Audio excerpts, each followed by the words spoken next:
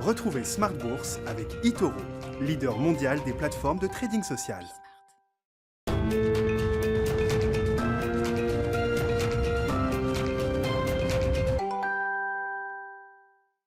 Et c'est reparti pour Smart Bourse, votre double dose quotidienne de marché en direct sur Bismart. Chaque jour à la mi-journée, 12h30, 13h. Et le soir, la grande édition, le grand digest de l'information économique, financière et boursière pendant une heure à partir de 18h30. Au sommaire de cette édition du soir, des marchés européens qui s'en sortent bien pour cette première journée de la semaine, à commencer par le CAC 40. Le CAC toujours plus haut, la Bourse de Paris qui fait figure de marché fort en ce moment. Les marchés européens qui notamment ont été tirés à la hausse par le secteur automobile aujourd'hui, un des secteurs gagnants du jour en Europe. Et on notera que l'indice large, le Stock 600, lui marque un plus haut historique au-delà des 450 points. Le CAC 40 lui a marqué un nouveau plus haut depuis septembre 2000.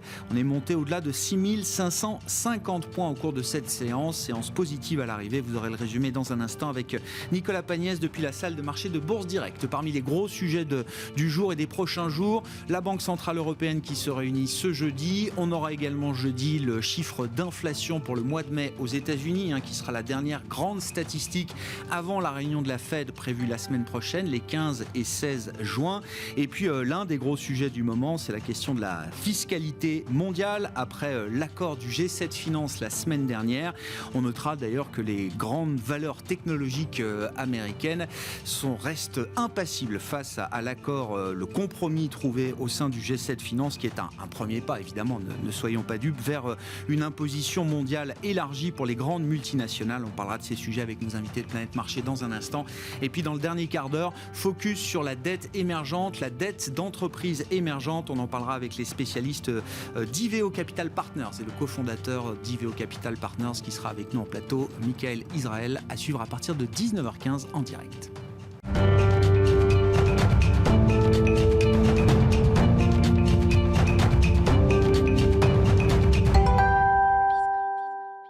Mais d'abord, tendance mon ami, le résumé chaque soir après la clôture des marchés en Europe de la séance du jour, c'est avec Nicolas Pagnès depuis la salle de marché de Bourse Direct, des marchés dans le vert et le CAC notamment qui marque un nouveau plus haut depuis septembre 2000.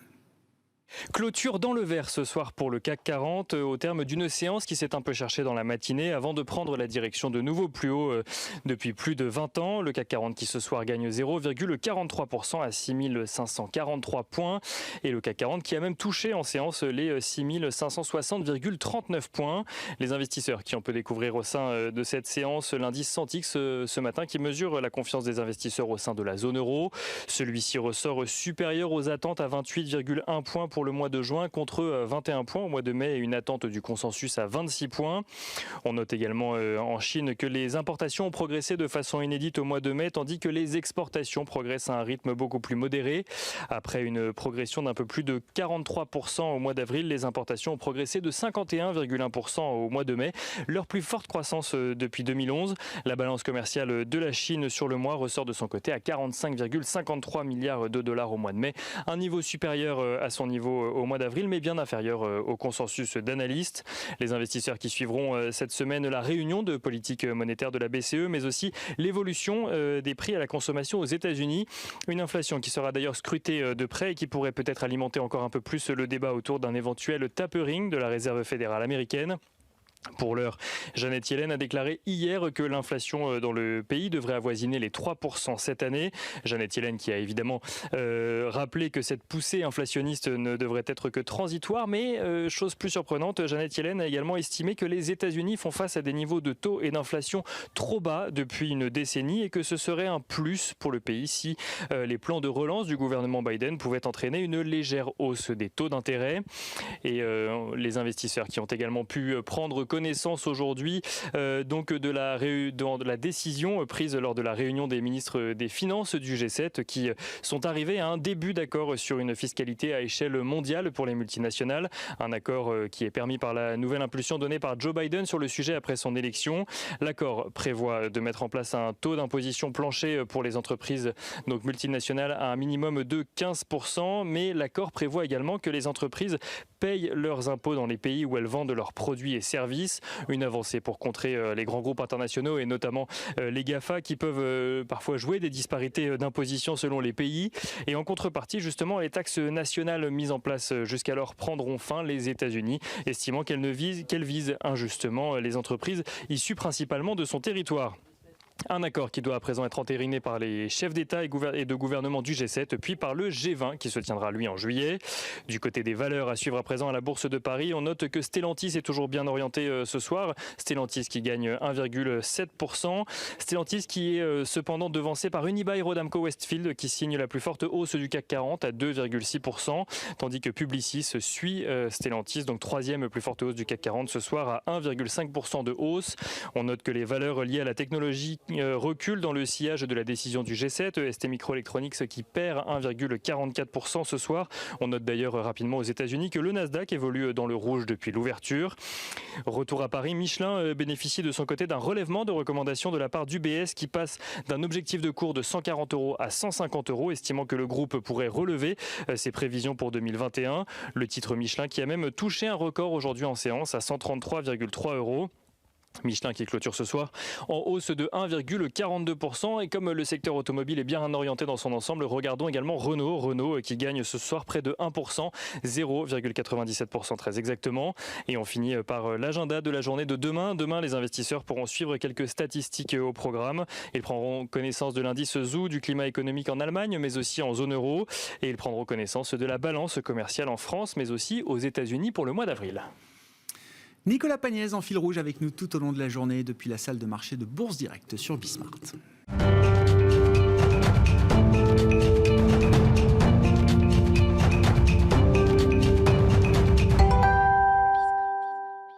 Deux invités avec nous ce soir pour décrypter les mouvements de la planète marché. À mes côtés en plateau, Sophie Chevelier, gérante allocataire chez Dorval Asset Management. Bonsoir Sophie. Bonsoir Gogo. Bienvenue et bienvenue à Philippe Wechter qui nous accompagne en visioconférence. Bonsoir Philippe, chef économiste d'Ostrom Asset Management. Je mets quand même évidemment l'accord du G7 Finance sur une imposition mondiale minimum à la une encore aujourd'hui. C'est un sujet de long cours.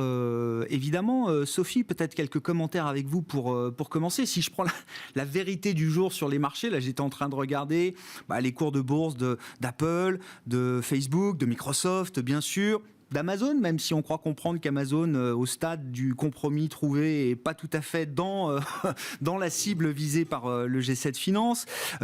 Tous ces titres ne font rien. C'est-à-dire qu'il n'y a pas de réaction de marché immédiate autour de ces grandes multinationales qu'on a tous en tête quand on parle d'une imposition mondiale minimum. Comment est-ce que vous appréhendez justement ce sujet, si c'est un sujet d'horizon de temps relativement long aujourd'hui ? Alors, moi je trouve que c'est très encourageant. Ça me paraît légitime. On peut voir le côté positif en cela qu'on était rentré dans des discussions un peu compliquées de la France qui fait sa taxe GAFA, enfin qui fait sa taxe digitale. Nationale, c'est ça. Nationale, puis la Grande-Bretagne, puis l'Espagne, et puis aujourd'hui le Canada qui en parle. Là, on s'oriente vers une discussion qui inclut les États-Unis sur effectivement un sujet qui est le sujet de la concurrence en termes de taxation. Ça va prendre un petit peu de temps. La probabilité que ça soit adopté à très court terme est finalement faible. Il va falloir trouver un équilibre parce que là, ce sont les pays du G7. Ça va être transposé au G20 puis à l'OCDE, 137 pays inclus, etc. Donc c'est effectivement un sujet un peu compliqué, mais c'est extrêmement encourageant. Du point de vue des entreprises, bien sûr, vous pointiez du doigt les grandes valeurs de la technologie. Les 10 plus grosses entreprises américaines en termes de capitalisation boursière ont effectivement un taux d'imposition effectif inférieur à 15%. C'est d'ailleurs la raison pour laquelle elles étaient également ciblées directement aux États-Unis. Enfin, je pense que la question n'est pas que les multinationales ne payent pas en Europe, c'est qu'elles ne payent nulle part, en fait. Et donc, il y a une logique. Et je pense que c'est quelque chose... vous le mentionniez auparavant, c'est quelque chose qui s'inscrit quand même dans une dynamique qu'ont maintenant les investisseurs de plus en plus à cœur, qui est la dynamique ESG, bien sûr, dans le cadre de la justice sociale. Et dans ce cadre-là, effectivement, je ne vois pas comment une entreprise comme Apple ou autre peut continuer alors Apple n'est peut-être pas le bon exemple, mais enfin en tout cas peut continuer à ne pas contribuer à une échelle raisonnable à la société. Il faut expliquer, Sophie, quand bien même il y aura encore des trous dans la raquette, parce que bon, on sait que la fiscalité est une source d'ingénierie, d'optimisation puis il y a certains permanente. pays qui freinent des Et voilà. Et bon, il y aura toujours, j'imagine, matière à faire un peu d'optimisation fiscale ici là. Mais à partir du moment où il y a quand même un cadre politique qui s'est durci et des investisseurs qui regardent justement ces sujets extra-financiers de très près, alors la fiscalité, c'est un risque de réputation très fort aujourd'hui pour des entreprises de cette taille-là. Si demain on comprend que Apple, Amazon, Facebook continuent cette suroptimisation fiscale, cette course vers le bas, un race to the bottom, dit Janet Yellen, sur la fiscalité, il y a un moment, les investisseurs suivront plus. Alors non, les investisseurs suivront la croissance. D'accord. Mais moi je pense aux clients. C'est-à-dire qu'aujourd'hui, quand on prend notamment les tranches de clientèle les plus jeunes, ils sont de plus en plus conscients que ce soit de l'environnement, que ce soit de la justice sociale, etc. Alors, on n'est pas toujours forcément très, très cohérent dans ses choix de consommation. On peut être un peu schizophrène. Voilà, on peut être un peu incohérent dans ses choix de consommation, mais malgré tout, la prise de conscience, elle est là et elle est de plus en plus forte. Donc, à mon sens, ça devient un enjeu de réputation commerciale, etc. Après, dans la pratique... cette cohérence, enfin cette cohésion, puisque c'est une cohésion, ça correspond aussi à une baisse de la concurrence fiscale. Ça, c'est nécessairement pas forcément bon pour les résultats des entreprises. Tu vois, quand on avance dans ce sens-là, ça veut dire que justement le run to the bottom que vous mentionnez, donc la course à toujours payer moins d'impôts, elle est terminée en fait. Ça va plus être possible. Donc ça, effectivement, du point de vue des résultats des entreprises, c'est moins favorable. Ça peut affaiblir, on parle encore une fois de sujets au long cours, mais on peut concevoir que ce soit un affaiblissement important parfois sur certains cas d'investissement spécifiques. Alors, on peut... Après, il faut voir... Alors, les deux secteurs qui sont le plus concernés, a priori, j'ai fait un run rapide des taux d'imposition effectifs, c'est la technologie. Donc, ce sont les secteurs de la technologie et de la santé. Ouais. Dans le cas de la technologie, quand on achète de la technologie, en fait, on achète de la croissance des ventes. Et puis après, éventuellement, des résultats et éventuellement un dividende ou des rachats d'actions, etc. Qu'est-ce qui se passe si le taux d'imposition monte ? C'est-à-dire qu'en moyenne, sur la technologie, le taux d'imposition monterait de 4%. Qu'est-ce qui, si tout était implémenté, ça marchait, etc. Ça veut dire qu'il y aura, grosso modo, 4% de résultats en moins. Ça veut dire que s'ils payent en dividende 50% de leurs résultats, il y aura un pouillème de moins en dividende.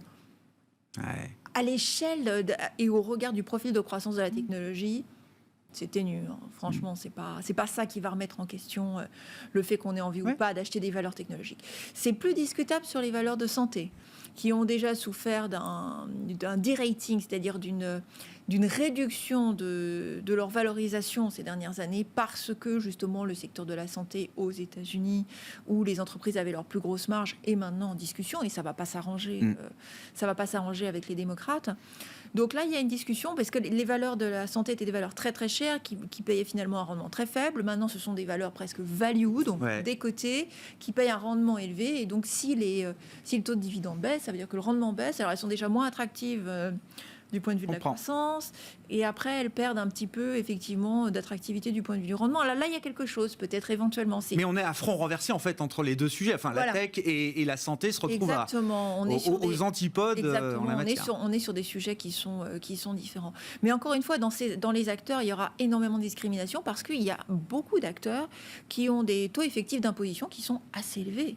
Donc ça va rien changer pour eux. C'est-à-dire qu'au lieu de payer là, ils paieront là, mais c'est bien pour les pays quelque part. Mais ça ne changera rien boursièrement pour beaucoup de valeurs, en fait. Puisqu'elles ont déjà le taux effectif qui va bien.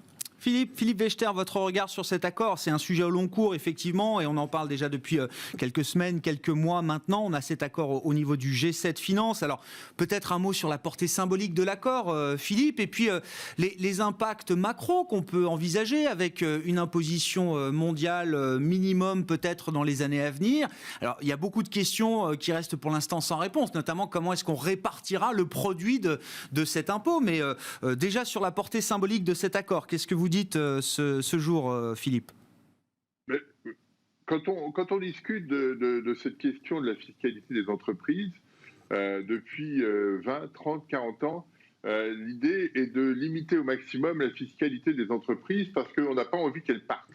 Et donc, cette course au mieux-disant fiscal, cette concurrence fiscale, est un facteur qui est très discriminant et déséquilibrant dans les économies, puisque finalement, comme on ne veut pas faire payer les entreprises, on fait payer les ménages. Et donc les ménages sont ceux qui payent le plus. C'était un des arguments d'ailleurs qui avait été évoqué par Joe Biden lorsqu'il a présenté son plan sur la fiscalité il y a quelques semaines.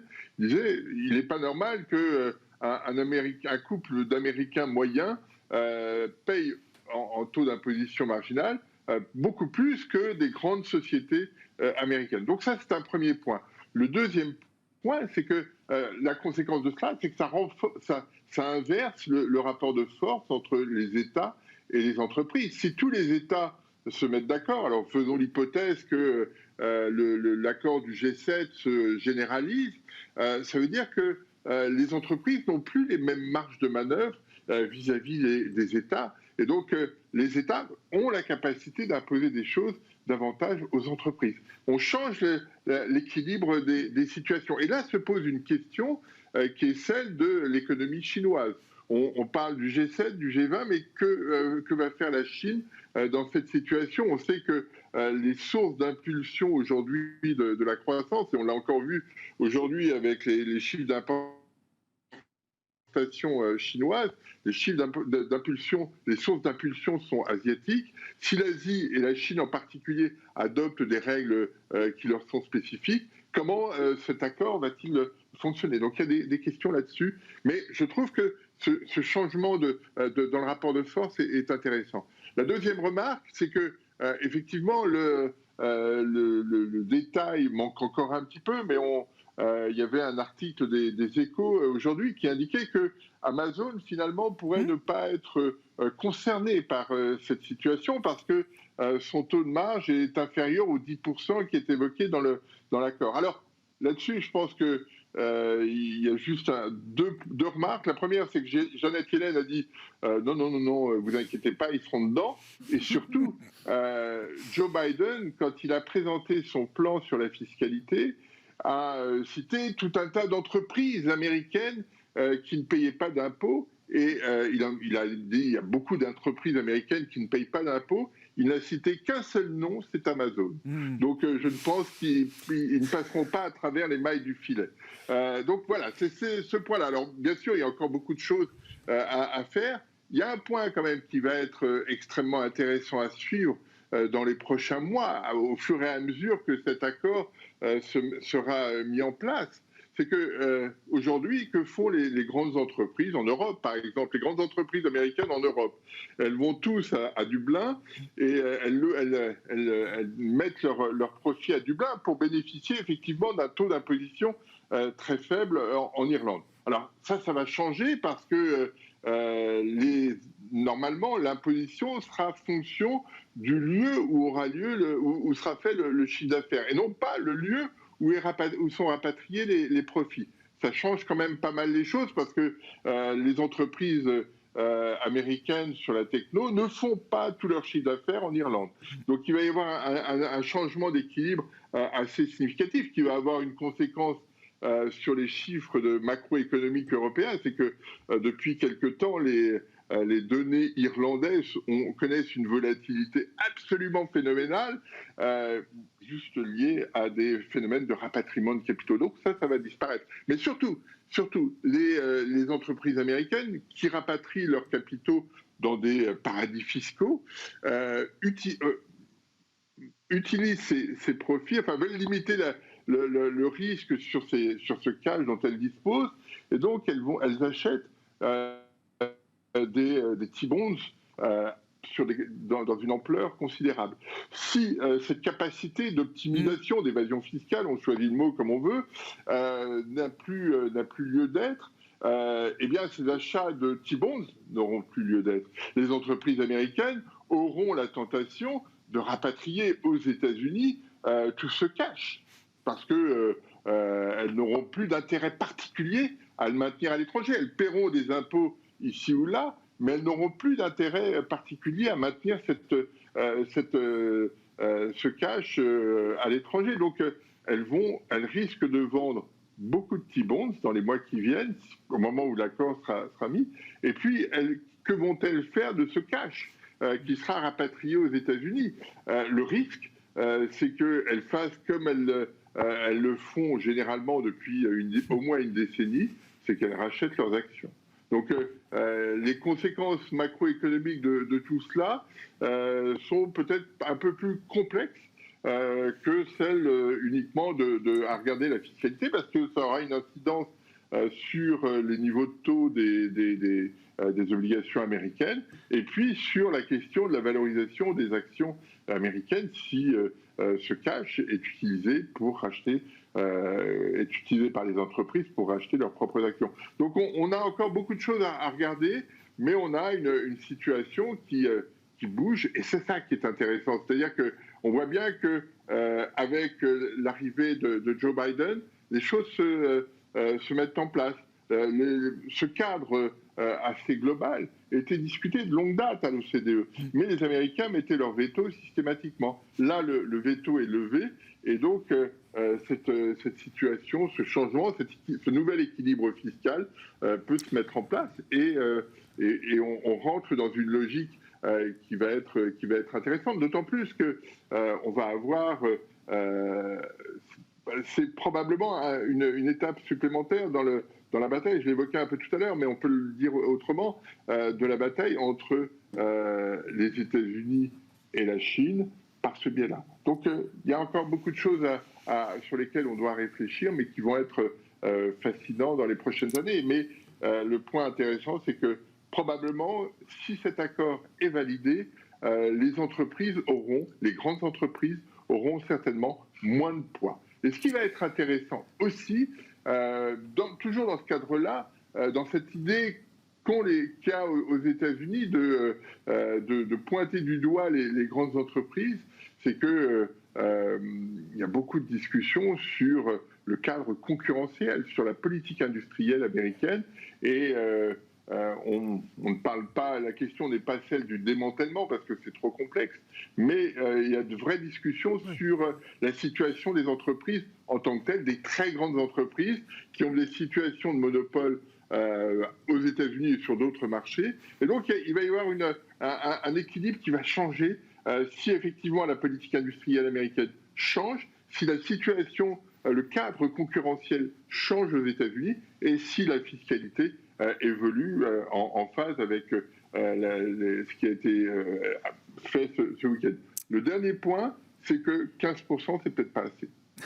Oui, mais c'est un point de départ. Hein. Je crois que ça a été bien dit par tout le monde au sein du G7 Finance, que ce soit Bruno Le Maire ou d'autres. Voilà, c'est un point de départ, et on verra si on peut monter un petit peu ce niveau d'imposition minimum souhaité par aujourd'hui le G7, et on verra ce qu'il en est du G20, de l'OCDE ensuite et de ses partenaires. Ce qui est intéressant, si je fais lien avec les marchés, Sophie, c'est que on voit bien, Philippe évoquait les vents, la pression fiscale, la pression réglementaires qui sont des vents contraires aujourd'hui pour les grandes valeurs technologiques américaines et chinoises. D'ailleurs, je ne sais pas s'il y a des questions de fiscalité spécifiques sur la tech chinoise, mais il y a des questions réglementaires. On voit bien d'ailleurs que ces segments de marché qui ont été ultra dominants, ultra leaders, le sont beaucoup moins depuis plusieurs mois maintenant. Oui, il y a plusieurs raisons, mais effectivement, l'enjeu réglementaire et l'enjeu de la concurrence, quand on parle du marché américain, effectivement, revient sur le devant de la scène. On parlait d'Amazon, enfin Amazon était mentionné, et c'est vrai que la difficulté aux États-Unis, telle que les autorités de la concurrence sont conçues, enfin en tout cas la législation est conçue, c'est que c'était très difficile d'attaquer ces entreprises, puisque il fallait démontrer pour attaquer une entreprise sur les bases de la concurrence qu'elle faisait perdre du pouvoir d'achat aux gens. Or, dans un premier temps, effectivement, l'arrivée d'un Amazon, par exemple, a plutôt fait gagner du pouvoir d'achat aux ménages. Il y avait d'ailleurs, je me souviens, il y avait un indice des prix Amazon qui était une espèce de courbe continuellement déclinante. Mais c'est plus le cas. Et aujourd'hui, c'est vrai qu'on est en train de trouver effectivement des axes. Quand on parle d'un Amazon, vous savez que c'est une entreprise qui a deux business concomitants, c'est-à-dire un business du cloud, donc des data centers, etc. Amazon Web Services, pour voilà, Amazon nom de Web, cette AWS, division. Amazon Web Services, qui fournit donc les clouds, alors le nuage.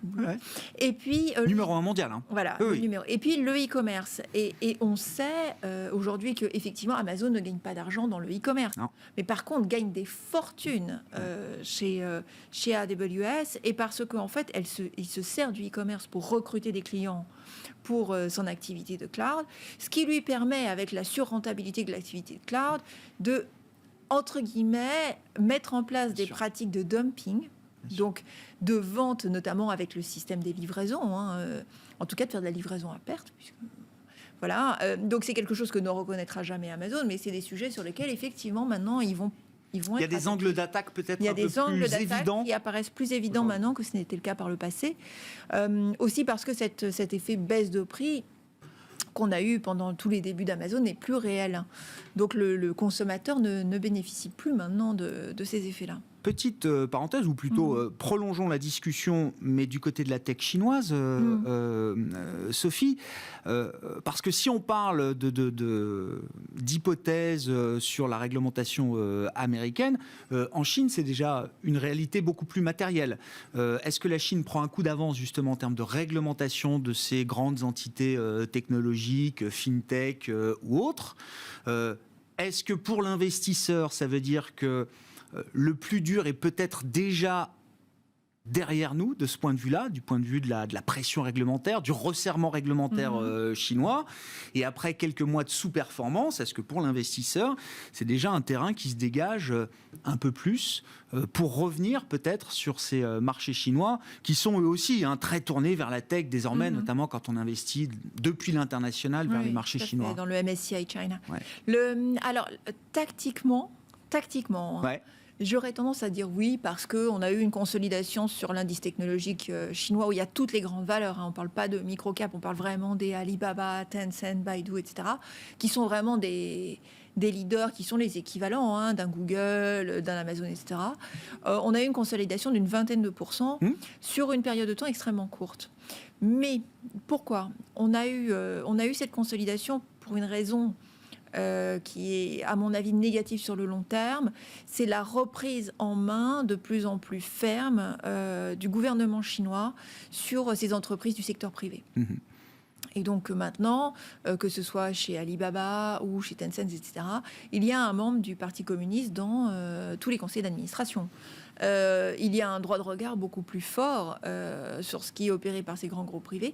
Et il y a aussi une dimension, le gouvernement applique une lecture sociétale, entre guillemets. Alors Tencent en avait déjà souffert, puisque en fait, quand le gouvernement dit les jeunes de moins de 18 ans ne devraient pas passer plus d'1 heure par jour, nanana, on comprend pourquoi, mais c'est le régulateur qui dit bon ben voilà, vous aurez plus le droit, il faudra montrer une pièce d'identité, il faudra enregistrer une pièce d'identité pour effectivement se connecter. Enfin, c'est pas juste un avis, une recommandation. Non, voilà, c'est pas juste une recommandation. Et donc en fait, il y a un durcissement très très fort du contrôle de la mainmise de l'État. Et ça, c'est quelque chose qui s'est durci ces dernières années et qui a accéléré. On en avait parlé avec la cotation de Ant Financials.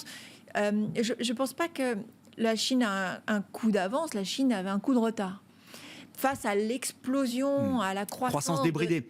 La croissance débridée de ces grands groupes, et qu'aujourd'hui, elle dit, non, maintenant, il faut poser les bases de sociétés plus solides, plus respectueuses de la société, etc. L'exemple Ant était très évident, puisqu'en fait, il n'y avait pas de réglementation, la réglementation bancaire ne s'appliquait pas à Ant Financial, qui en fait faisait du crédit, etc. Donc ils ont demandé tout simplement à Ant Financial d'avoir des taux de dépôt qui soient comparables. C'est pas en soi, c'est pas choquant. D'une certaine manière, à la chinoise, ils ont quand même solidifié ou rendu soutenables des modèles économiques qui étaient en train de prendre beaucoup de place. Et puis il y a aussi une reprise en main du pouvoir. Et ça vaut une décote. C'est-à-dire que je voulais en arriver là. C'est-à-dire qu'il y a une décote sur les valeurs russes. D'accord, Ouais. parce que effectivement, il y a le fait du prince. Et en Chine, c'est pas Poutine, c'est Xi Jinping. Et Xi Jinping, c'est la frange dure du Parti communiste, c'est-à-dire que c'est un héritage qui remonte plus, qui est beaucoup moins libéral que la frange de Deng Xiaoping, qui était en 1978, c'est lui qui avait créé l'économie de marché entre guillemets en Chine. Et là, on est revenu sur un durcissement. On l'a vu. Au travers de la volonté de la Chine, c'était d'ouvrir, de réduire le poids des entreprises d'État, etc. Et on est revenu en arrière sur ces questions-là. Donc la décote aujourd'hui mérite d'être plus importante qu'elle ne l'était dans les années précédentes. Alors oui, tout à fait. Aujourd'hui, il y a un durcissement, il y a une prise de contrôle beaucoup plus fort par le gouvernement. Et c'est un risque. Pour l'investisseur international, c'est un risque. Parce qu'effectivement, à tout moment, on peut avoir une réglementation qui tombe. Et quand une réglementation tombe, l'entreprise n'est pas en mesure de contester. C'est comme ça. On est habitué au côté administré de l'économie chinoise, mais vous dites, on est dans un moment plus dur que jamais de ce point de vue-là. Voilà, il y a eu un durcissement. Il y a eu un durcissement et ça vaut une décote. Philippe Wechter, je sais pas, on est parti sur la Chine. Si vous avez des commentaires sur la Chine, Philippe, avec grand plaisir. Je voulais ensuite qu'on dise un mot de l'enjeu de la semaine autour de la Banque Centrale Européenne. Philippe. Juste un mot sur la Chine. Hein. La vraie question, c'est aujourd'hui, si on investit sur une entreprise chinoise, pas forcément les très grandes, mais est-ce que dans 10 ans, on est sûr de retrouver son capital ? Et la reprise en main politique que mentionnait Sophie va dans ce sens. Et c'est ça qui a changé ces dernières années, me semble-t-il, en Chine. Je voulais juste rajouter un point sur la question de la concurrence aux États-Unis. Je pense que les règles concurrentielles vont changer et parce que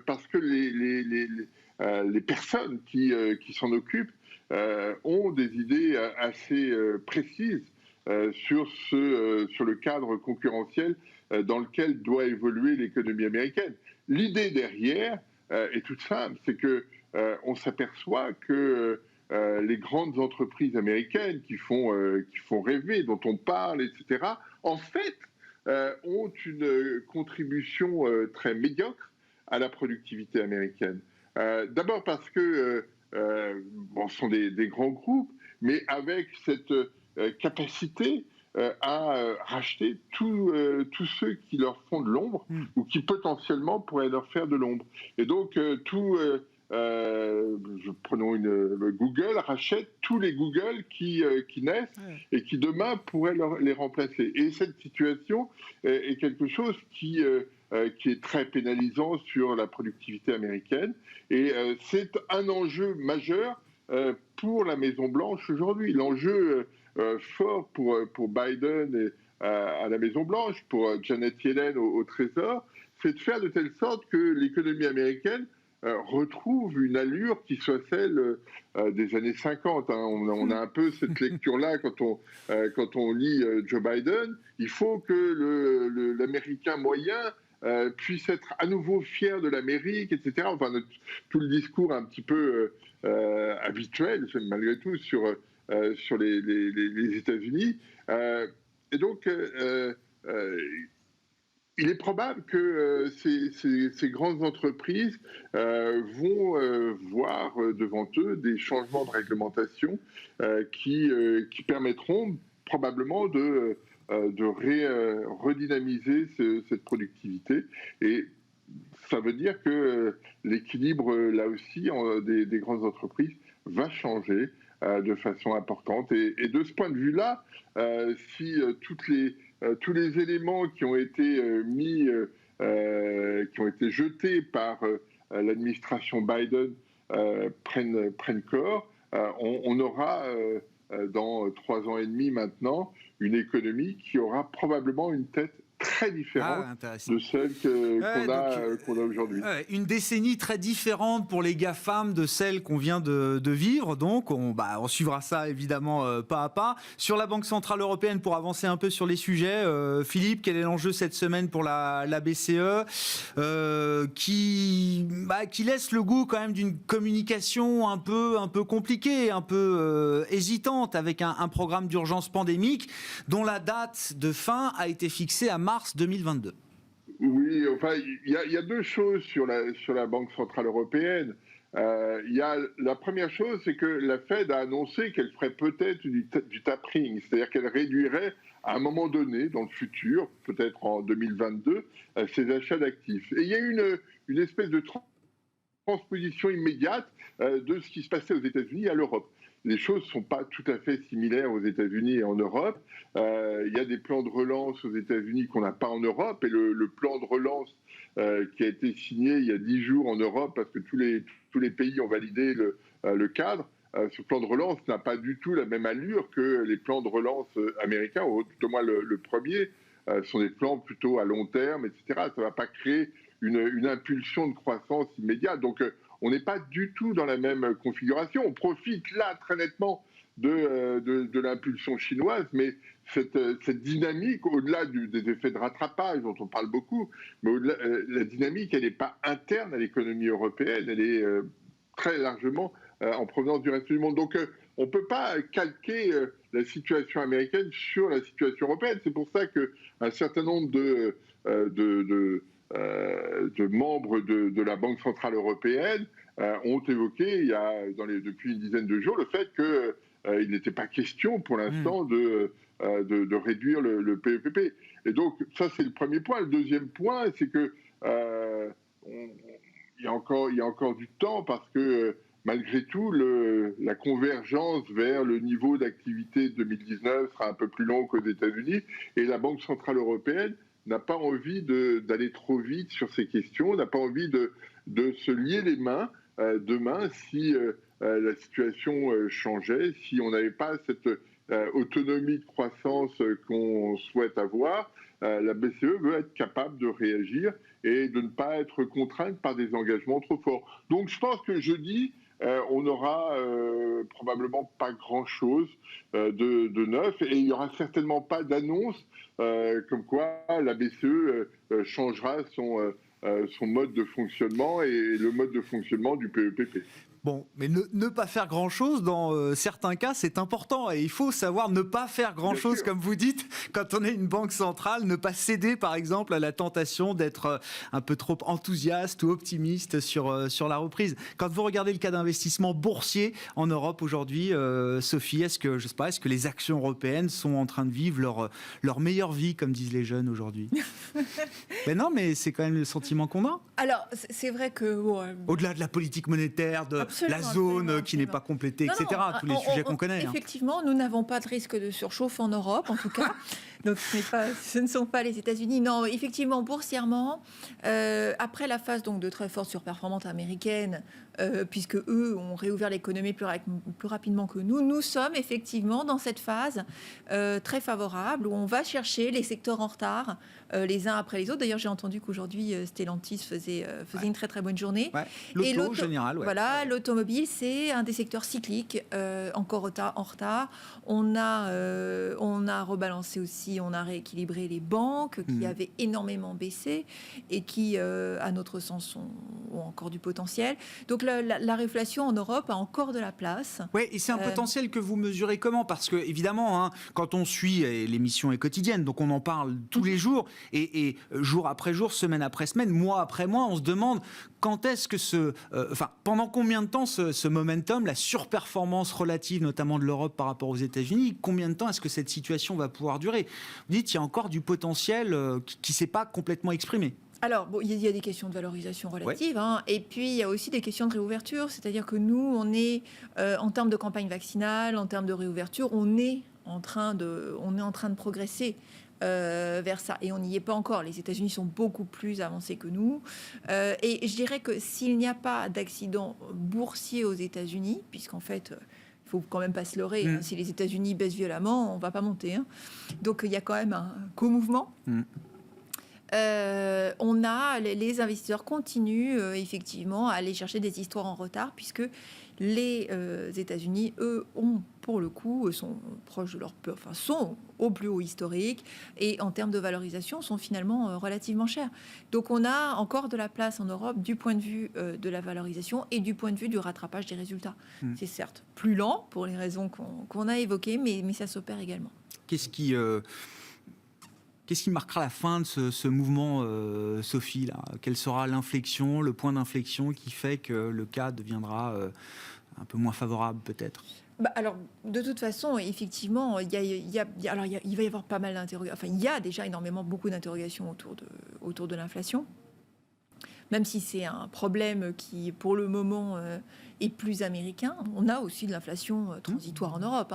Mais disons que d'un point de vue durable, c'est sûr qu'il y a plus de risques de surchauffe aux États-Unis, même si ça n'est pas notre scénario central, mais il y a plus de risques de surchauffe aux États-Unis qu'en Europe. Mais par effet de ricochet, vous dites ce risque américain, il peut aussi à un moment se retrouver peut-être sur les actifs européens. C'est-à-dire qu'effectivement, s'il y a une matérialisation de surchauffe aux États-Unis, une tension obligataire violente, on connaît ce problème-là, il y aura, par effet de contagion, de toute façon, une consolidation en Europe.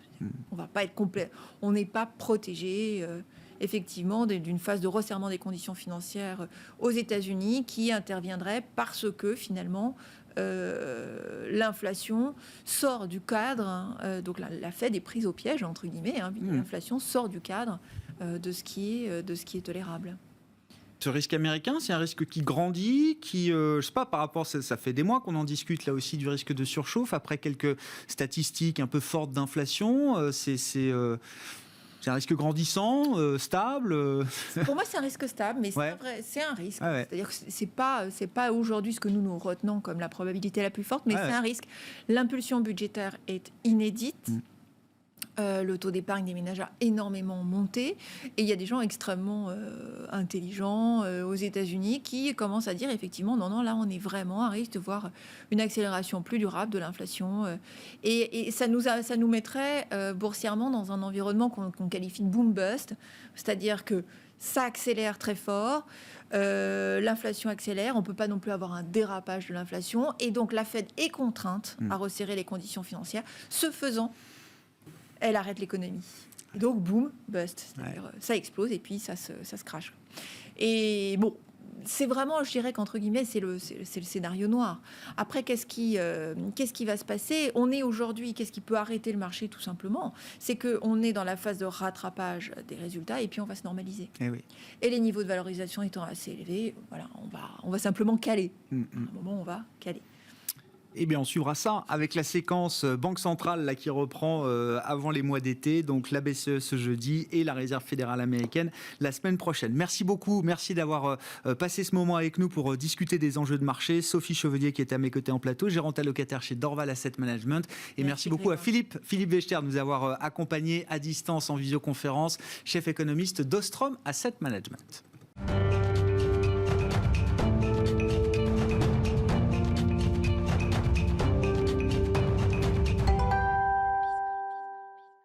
Le dernier quart d'heure de Smart Bourse. Chaque soir, c'est le quart d'heure thématique, marché à thème consacré ce soir à la dette des pays émergents, à la dette des pays et des entreprises des pays émergents. On en parle avec les spécialistes d'Iveo Capital Partners et c'est le cofondateur Mickaël Israël qui est à mes côtés en plateau. Mickaël, bonsoir et bienvenue. Bonsoir. Il faut quand même des spécialistes pour aborder ce sujet de la dette et du crédit émergent.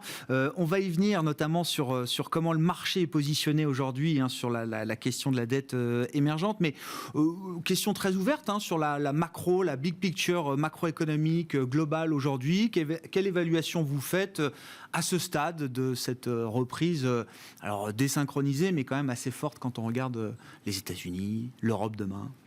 Bon, la macro, elle est plutôt bonne. Des années de reprise économique forte, c'est généralement bon pour les économies émergentes et notamment pour les entreprises cycliques de ces pays. Les matières premières se tiennent très très bien d'ailleurs à ce sujet-là. Donc si on regarde au niveau macro, je dirais que la photo elle est plutôt positive et même dans le détail, enfin si vous voulez qu'on rentre un petit peu dans le détail, mais même dans le détail, je dirais point par point, les choses sont positives. Il y a eu l'inquiétude sur la remontée des taux US. Mais en dehors de ça, on peut développer sur... Non, mais attendez, il faut en dire un mot. Bon, la situation macro, ok, il n'y a pas, pour vous, il n'y a pas d'alerte. On est sur un momentum qui paraît peut-être même historique du point de vue de la macro globale. La macro, la reprise économique, la vaccination qui fonctionne bien au niveau des résultats, l'avancée de la vaccination aux US, tout ça est positif pour la reprise économique mondiale et donc pour les émergents. Et le sujet des taux américains, non mais c'est quand même le point clé. Si les États-Unis vont bien, voire trop bien demain, on ne va pas faire le débat sur la surchauffe, mais on sait à un moment que les conditions de financement en dollars ne seront peut-être plus les mêmes demain que ce qu'elles ont pu être les mois derniers.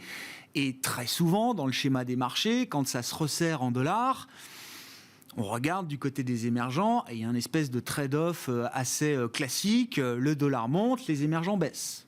Qu'est-ce que vous dites de cette situation, Mickaël ? Alors, cette mécanique automatique dans les marchés, c'est vrai qu'elle s'est toujours produite.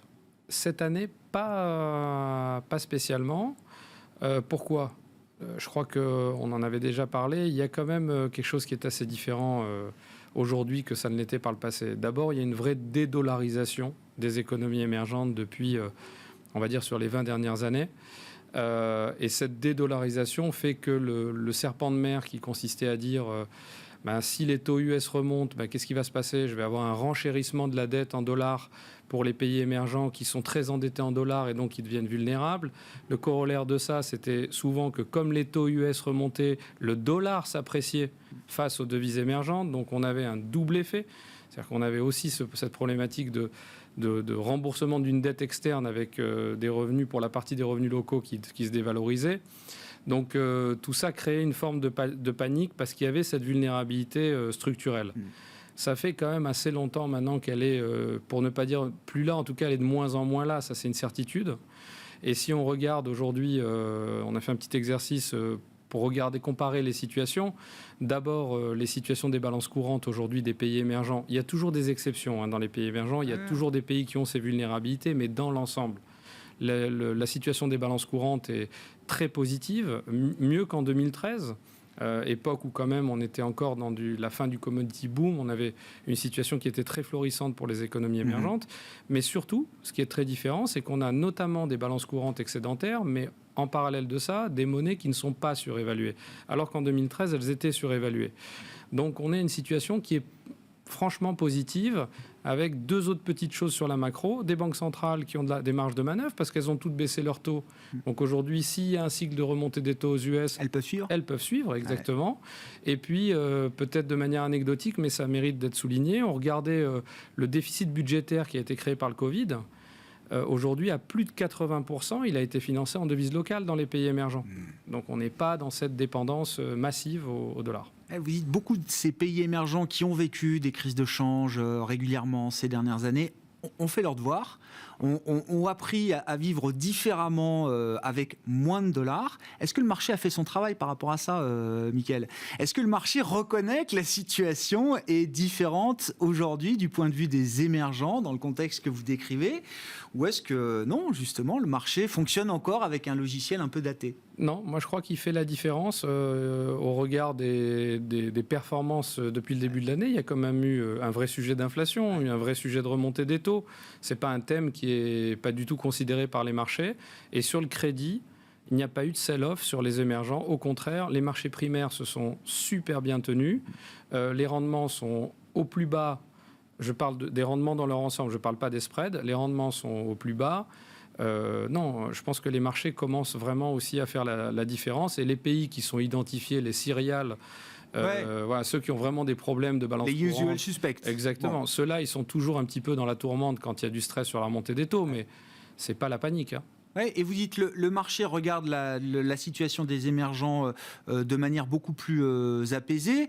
Est-ce que vous iriez jusqu'à dire que le marché est peut-être même entré dans quelque chose d'un peu complaisant ? Est-ce que tout est dans les prix quand vous regardez les indicateurs de crédit sur les émergents, sur les entreprises émergentes ? Non. Non, nous, on ne trouve pas qu'il y a de la complaisance. Et d'ailleurs, toujours pareil, on peut comparer avec ce qu'on voit sur les mêmes univers, mais dans les pays développés. On a encore des niveaux de valorisation. Donc, pour nous, dans le crédit, les niveaux de valorisation, ça reste quand même surtout les spreads, les niveaux de spread. Il y a le rendement en absolu et puis l'écart par rapport à la référence sans risque. Exactement. Alors c'est vrai que les rendements en absolu, ça c'est important de le noter. Ce que vous disiez. Ils sont faibles. Ils sont plus bas. Ils sont au plus bas, mais parce que la composante taux d'intérêt est au plus bas. Ouais. Mais si on décompose sur la composante spread, on est loin du plus bas. Le plus bas était autour des 300 BP de spread. On est plutôt autour des 450 BP. Donc pour un indice qui reflète quoi, le crédit des grandes entreprises émergentes, c'est ça? Alors du high yield émergent. Du high yield émergent, ok, voilà. Dette au rendement émergent. Exactement. Donc vous voyez, on n'est pas sur le plus bas. On est à peu près autour de la médiane historique. Donc il n'y a pas... c'est marrant, c'est toujours pareil. Sur les spreads, vous avez les 3 phases. Il y a la phase de dislocation, où là, vous êtes très bien payé pour le risque. Ouais. Bon, après, il y a la phase où les marchés sont risk-on, complaisants, comme vous dites, et là, vous êtes très mal payé pour le risque. Bon, ben là, on n'est ni dans la dislocation, ni dans la complaisance. Ouais. On est bien payé pour le risque.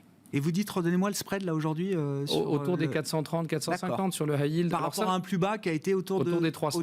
Les chiffres que je vous donne, ça c'est important dans cet univers-là au cas particulier, c'est les chiffres des indices. Ouais. Ce sont les chiffres des indices. Ouais. Sauf que les indices sont très peu représentatifs, ou en tout cas pas totalement représentatifs, autour d'à peu près 40% de couverture par rapport à ce qu'est vraiment l'univers. Donc il y a beaucoup de choses hors indice qui se passe avec des opportunités certaines. Et donc derrière ces moyennes, qu'est-ce que ça veut dire, Michael? Il y a une forte dispersion. Tout le monde n'est pas autour des. Alors ça aussi c'est un point des moyennes de spread que vous citez. Exactement. Alors ça aussi c'est un point intéressant. Même si on regarde à l'intérieur des indices, c'est-à-dire hors l'univers qui est plus large où là il y a encore plus d'opportunités, mais même à l'intérieur des indices. Et toujours pareil en comparaison avec les marchés développés. Si vous prenez vos moyennes et vous regardez combien j'ai d'obligues vous prenez tous les composants de l'indice.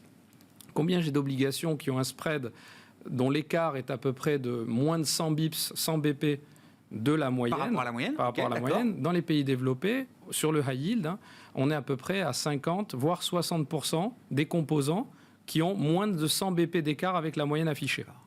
Alors que dans les émergents, c'est le contraire. Alors c'est dans les développés. Il y a 2 tiers des entreprises dans les développés qui sont dans cette entre 50 bande, et 60. Entre plus 100 et moins 100, d'accord. Exactement. Okay. Alors que c'est l'inverse dans les émergents. Et pour les émergents, d'accord. On a 2 tiers qui ne sont pas. C'est-à-dire on n'a que 1 tiers qui est dans cette bande très proche de la moyenne. Ce qui veut dire qu'il y a beaucoup de choses qui se passent assez éloignées des moyennes. Et ça, pour un investisseur, c'est opportunité. Exactement. Sur la gestion active, c'est opportunité. Ça, c'est clair. Ouais.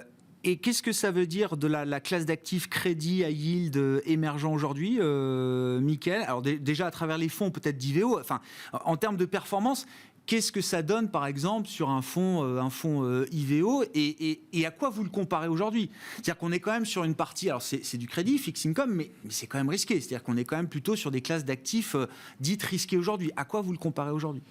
Alors aujourd'hui, si vous regardez, vous prenez le flagship, on ne va pas faire tous les fonds, mais on va dire le flagship IVO. Représentatif. Malgré le contexte obligataire qui était normalement plutôt négatif, c'est-à-dire remontée des taux d'intérêt, etc., les fonds en euros sont à plus 7, un peu plus de 7% year to date, ce qui sont des performances quand même assez importantes. Pourquoi ? Parce que le driver de prix sur cette classe d'actifs, ce n'est pas les taux. Sur le driver de prix, c'est le crédit. C'est les entreprises et l'amélioration de leur performance et donc la compression de spread et le carry. Donc, nous, ce qu'on pense, c'est qu'on va avoir des années intéressantes qui vont ressembler plus à 2016-2017, où ce n'est pas les taux d'intérêt qui vont... Les taux d'intérêt vont être plutôt détracteurs de performance. Ce qui va amener de la performance, c'est le crédit. Alors, ça peut se comparer, là, ça doit se comparer un peu au marché action.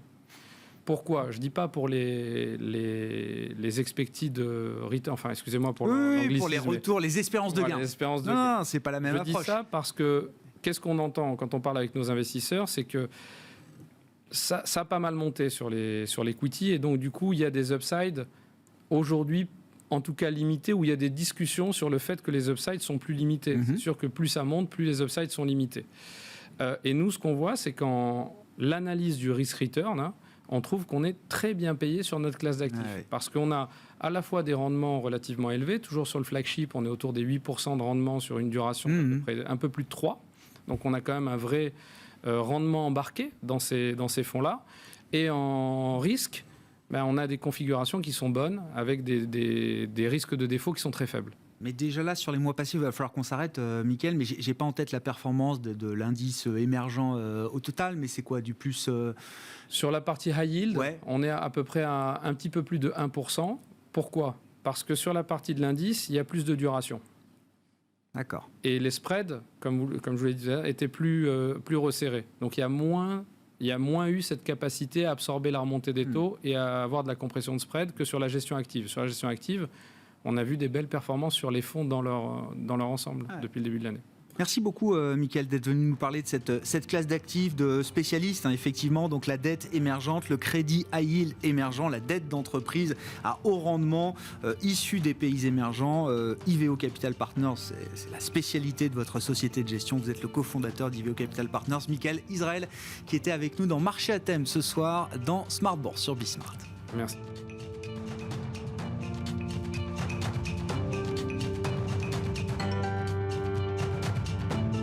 C'était Smart Bourse avec eToro, leader mondial des plateformes de trading social.